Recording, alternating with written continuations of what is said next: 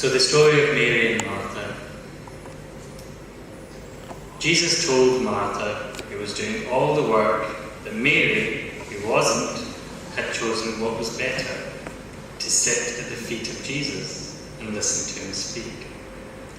The story of Mary and Martha is a story of two people with different priorities, two people with what seems like very different personalities. And each of those different personalities has created conflict. We've heard about Mary and Martha before in the raising of Lazarus from the dead. We're told that Mary and Martha were the sisters of Lazarus. And it was Mary who stayed at the house and wept over the body of Lazarus, whilst Martha ran out to go get Jesus. Martha comes across very much as being the more outspoken, the more active, the more doing, and Mary the more reflective, the quieter, the quieter one that stayed at home more. Throughout the centuries, this story has been interpreted as being a contrast between contemplation and action, between Mary and Martha. Traditional sermons about Mary and Martha seem, to me anyway, to suggest that ministering to others is less important than focusing on ourselves and our relationship with Jesus. After all, does Jesus not seem to commend Mary for sitting at his feet and chastise Martha for doing all the work? This doesn't really sit comfortably with me at all. Something doesn't seem right to me about this interpretation. This wouldn't fit, for example, with the story of the Good Samaritan, which we read in Luke chapter 10, right before this story of Mary and Martha. How can Jesus be saying that service isn't important? How can we read this passage in the light of all the gospel? Let's pray. Dear God, please be with us as we read this passage and try to understand what you're trying to tell us about how we should balance our priorities in our life. Help us to understand in the fullness of what you want to teach us, in new light and new meaning. Amen. Firstly, I would observe that Jesus doesn't actually say that Martha is wrong to serve. Nowhere in the passage do we read that Jesus tells Martha off for doing good work. Nowhere do we read that Martha's service is in vain. In fact, Jesus does not chastise Martha for anything. We read that he says, "Martha, Martha," the Lord answered. Or in Eugene Peterson's interpretation of the Message, "Martha, dear Martha. You're worried and upset about many things, but few things are needed, or indeed only one. Mary had chosen what is better, and it will not be taken away from her." In fact, Jesus doesn't chastise Martha for anything. The first thing Jesus does is comfort her. "Martha, dear Martha." The first thing Jesus does is call her by name. She's stressed, she's anxious, and she seems to have become angry at Mary. How often do we let our stress and anxiety come out as anger? How often do we let ourselves become too stressed with life's demands? How often do we project our own anxieties on others? The story of the Good Samaritan, when the Levite and the priest walked past the injured man on the road to Jericho, did they let their anxieties maybe stop them from doing the work that they should have? Did their stress turn into fear and turn them away from the will of God? The Samaritan obviously did not. The Samaritan cared for the injured man, overcoming any fear or anxiety that he or she might have had, overcoming any concern for adding to his or her burden, listening to the call for service.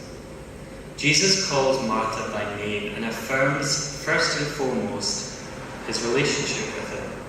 He isn't chastising her, he's telling her not to worry so much. He does defend Mary though. He tells Martha that Mary's choice is good. He affirms in front of everyone there, including first century Jewish men that Mary, a woman, has the right to sit at the foot of Jesus and listen to him teach. This was not something that women did in first century Judea. He recognises Martha's stress and invites her to let go of her worry. Secondly, we read at the start of this passage that it was Martha who invited Jesus into their home in the first place. If not for Martha, would Jesus even have been there?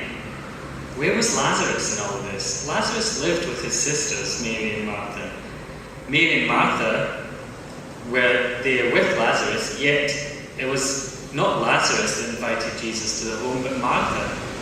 Why does a woman seem to be in charge? This is not a conventional first century Jewish household, is it? If you try to interpret this passage to say that worship is more important than social justice, then I think you're missing one very important aspect of this narrative.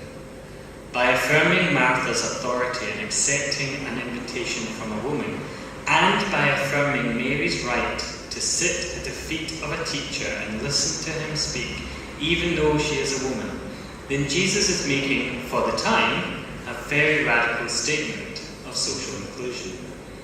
And why would Jesus want to be served by Mary and Martha? Why would Jesus, the Son of God, not expect to be served as the honoured guest?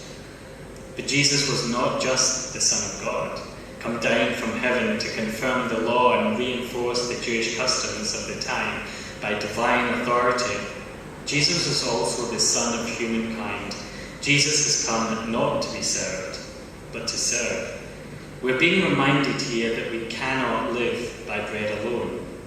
The meal would have been great, but Jesus came with spiritual nourishment. This spiritual nourishment is for all, not just the men, but for all. Jesus is making this very clear. Jesus is making a radical statement about social inclusion. Jesus is opening up his ministry, the church, for all people, regardless of gender, regardless too of sexuality, regardless of ethnicity or nationality, regardless of visa status. Not just to do all his work, but to also feast on his spiritual nourishment themselves. Thirdly, we have to be careful. Martha didn't just ask Mary for help. Martha actually tried to give instructions to Jesus. Hold on a minute. Since when do we get to instruct God? Tell her to help me, she said. Can we read this as Martha saying, don't you care that Mary's breaking the rules? You don't seem to care about the rules. We have a tradition, you know. Tell her to get back into her place. Tell her to help me. But Jesus has a different agenda. Martha normally seems to have gotten that. Martha usually seems quite switched on to the way Jesus seems to do things. When she ran out to meet him when he was coming to raise her brother from the dead, she said, if you'd been here, he wouldn't be dead. She knew that Jesus had power and authority. She knew that Jesus' way of doing things was different. But Jesus is still quick to set her straight. However, he doesn't do this by getting angry at her for telling him what to do. No, he comforts her and tells her that it's okay to not do what society or the church and she might expect of herself, and to stop and be what God wants her to be. Stop worrying about what's expected of you and take time to stop and discern what's actually required. There's no point building a house until you've read the blueprint. There's no point trying to share the love of God to those around you if you haven't worked out for yourself that God loves you. How can we discern the will of Christ if we haven't taken the time to listen to him? Sometimes it pays not to rely on what other people might have told you God wants for your life, but to actually spend time listening to God directly. It's so easy, though, to get caught up in doing Christianity and neglect actually being Christ-like.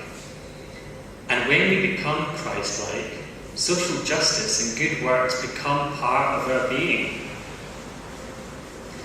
Lastly, I believe it's important to recognise that Jesus does not say that action is unnecessary.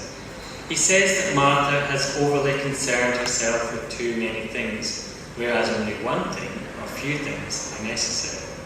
He doesn't spell out for us what this one thing is. Whatever this one thing is, though, it's still necessary. Action is still important. Work is still important. But contemplation is also important. Listening to teaching is also important. Taking time out to study and to discern is also important. Education is not secondary to work. Mary was being the student. Martha was working her butt off. Martha complained that Mary was freeloading. How often do we hear this said of students today? Jesus defends the contemplative, but at the same time does not dismiss the value of work. But Jesus does tell us to focus our efforts into the most meaningful of tasks. What are these? How about relationship building?